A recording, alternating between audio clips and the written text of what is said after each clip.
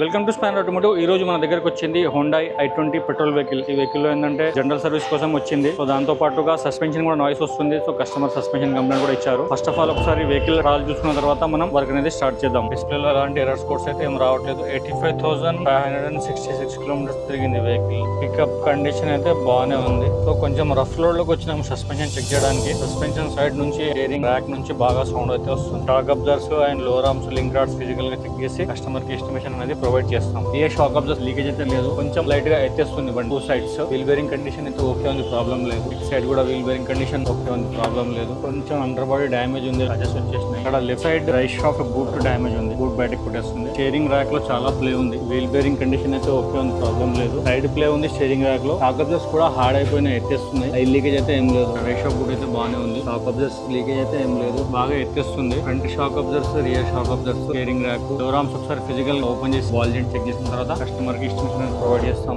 ఈ వీడియో యొక్క full information కావాలంటే కింద ఉన్న లింక్ ని క్లిక్ చేయండి.